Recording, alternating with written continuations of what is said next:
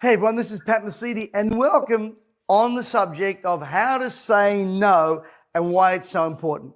You know, one of my great mentors, Mr. Bert Anderson, once told me, Pat, you need to learn to say no. You're living in a very stressful environment because you say yes to everybody. And most times we don't say no because we want to be people pleasers. And what we do is self-sabotage our convictions, our values, our lives, and our emotional state. So here's some practical things that you must understand to help us to really say no. Number one, realize that if you say no, you can always change it to a yes later. I always thought I had to say yes. You and I both know it's harder to change a yes to a no than it is to change a no to a yes. So understand that if something's agitating you, your first port of call is to say no or not now. Or if you want me to say yes now, you probably will get a no out of me. But if you give me a chance to think, you may just get what you want. Secondly, it's important to say no when something goes against your convictions. Do you know what? Not one of us cares less about our preferences, but many of us will die for our convictions. It's important to stay aligned with your convictions and your values and learn to go no.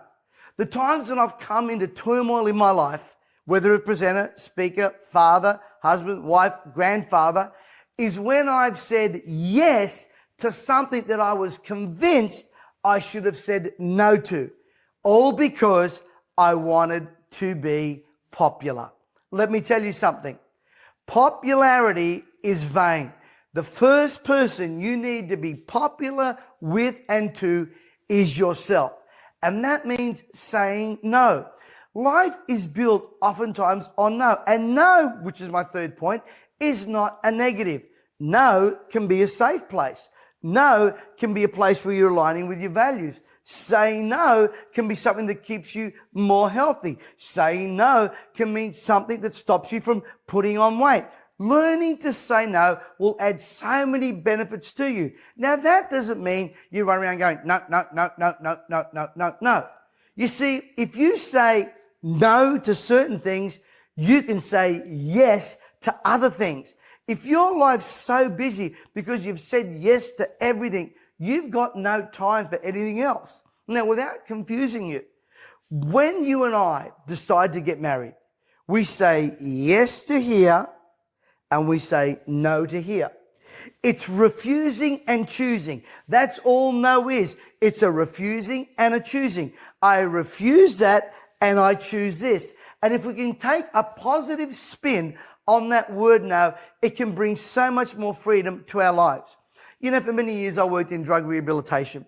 And the sad part is that these boys did not learn how to say no to something that was destroying their lives. Now, that door was opened because of a tragic yes.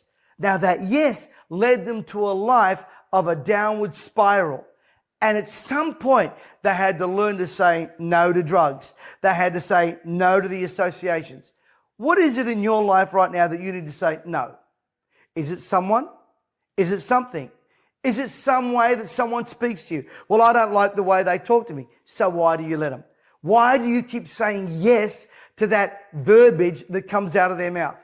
If you will learn to say no, your life will be more prosperous. Your mind will be in a healthier state.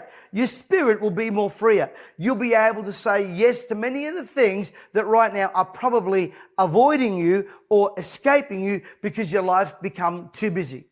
I want to help you really engage with the most powerful force in your life, your heart. And your heart sometimes, when it says no, stick to it. It will lead you to a freer life, more abundant life, and more prosperous lifestyle. This is Pat Mesiti. Don't forget to say no.